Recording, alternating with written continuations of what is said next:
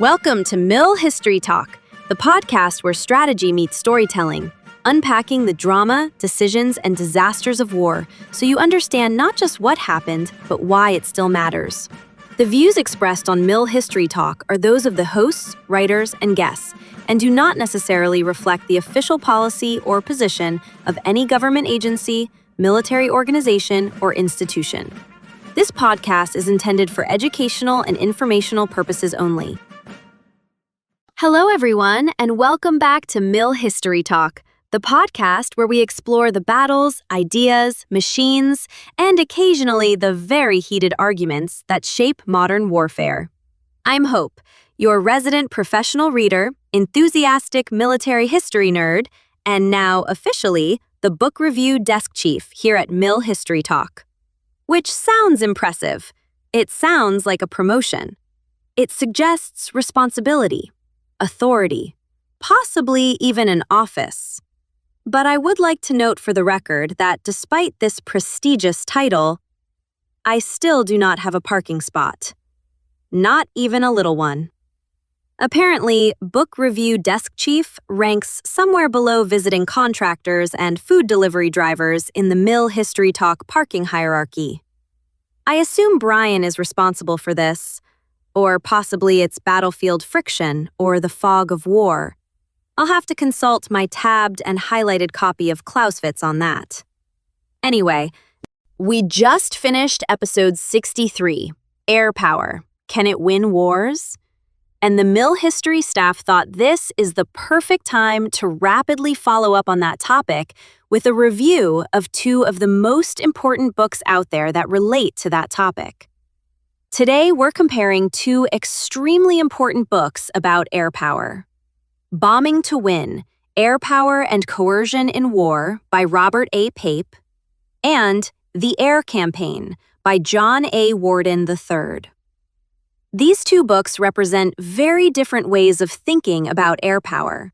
And if you want to understand modern debates about strategic bombing, precision strike, and whether air power can win wars, you really need to understand both of them. Because for the last 30 years, almost every serious debate about air power strategy eventually circles back to Warden and Pape. Both books are trying to answer the same fundamental question. Can air power force an enemy government to change its behavior? Or, put more bluntly, can bombing win wars without massive ground campaigns? This question has fascinated air power thinkers since the earliest days of military aviation. Early theorists like Giulio Douay and Billy Mitchell believed aircraft offered something revolutionary. Instead of grinding through trench warfare or long land campaigns, air power could strike directly at the enemy nation itself. Cities, industry, leadership, the heart of the system. Break that system, and the war ends. It's a powerful idea, and both of these books engage with that idea, but they reach very different conclusions about whether it actually works. Let's start with John Warden. In The Air Campaign, Warden presents a theory of warfare that focuses on systems. He argues that a nation functions like a complex organism, and at the center of that organism is leadership. Warden famously describes this using his 5 rings model: leadership, system, essentials, infrastructure, population, fielded forces. The key insight is that these elements are not equal. Leadership sits at the center. It directs everything else. And according to Warden, the most efficient way to defeat an enemy is not necessarily by destroying its army in the field. Instead, you strike the key nodes of the system that allow the state to function. Leadership, command networks, critical infrastructure, energy systems, transportation. If you paralyze the system, the enemy cannot operate effectively, and the war ends quickly. This concept had enormous influence, It helped shape planning for the 1991 Gulf War, where coalition air power targeted Iraqi command structures, infrastructure, air defenses, and military systems in a coordinated strategic attack. Warden's vision was bold. Air power could create strategic paralysis. War could be shortened, possibly even won from the air. And in the early 1990s, especially after Desert Storm, that idea looked incredibly persuasive. Now let's look at Robert Pape. In Bombing to Win, Pape takes a very different approach. Instead of proposing a theory of how air power should work, he asks a more uncomfortable question. How has bombing actually worked in real wars?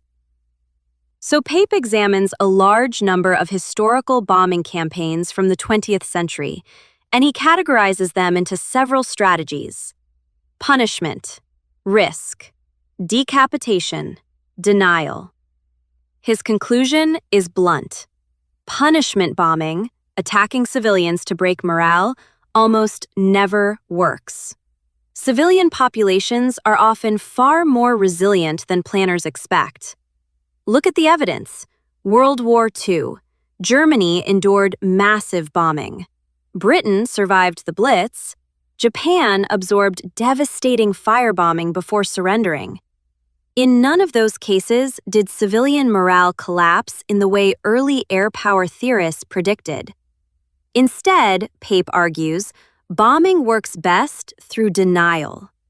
Denial means convincing enemy leaders they cannot achieve their military objectives, and that usually requires targeting military capabilities, not civilians.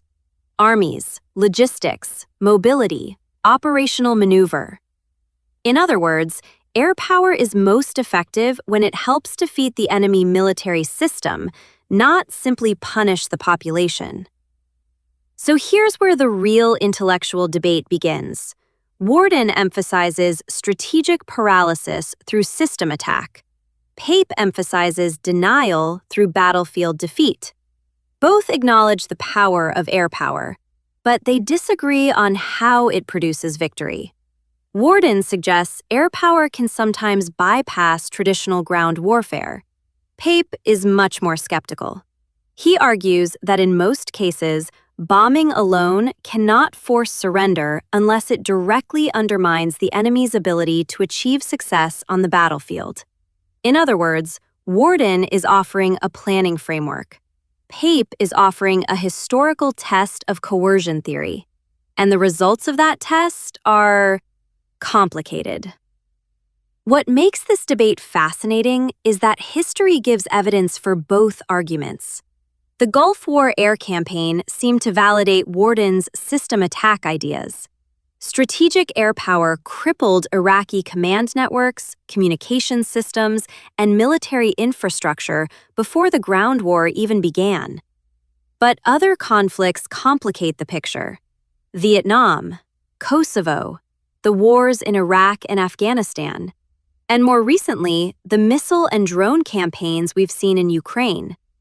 In many of these cases, air power proved incredibly powerful, but it rarely produced decisive political outcomes by itself.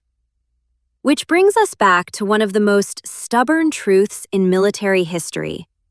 War is ultimately about political will, and political will is very difficult to bomb into submission. This is the part where listeners usually want a winner. But honestly, these books do different things. Warden gives you a theory of how air power might achieve strategic paralysis. Pape gives you a historical analysis of when coercion actually works. Think of them as two sides of the same intellectual coin. One shows the promise of air power theory, the other shows the limits revealed by history. And if you really want to understand air power, you should read both, preferably with a pencil, and a willingness to argue. Air power is one of the most powerful military tools ever created.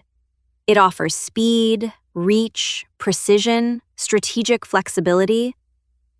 But history keeps reminding us that technology alone rarely delivers decisive political victory. Victory usually comes from systems working together: air power, ground forces, strategy, politics, leadership. That's why these two books remain so important. They force us to think carefully about the relationship between military power and political outcomes. And that's exactly what professional reading is supposed to do. That's it for today's Mill History Talk book review. If you enjoyed this episode, you can find more professional reading discussions and military history analysis on the Mill History Talk Substack.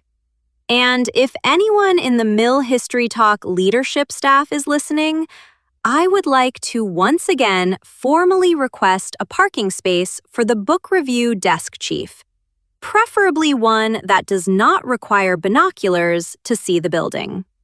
Until next time, I'm Hope. Thanks for listening.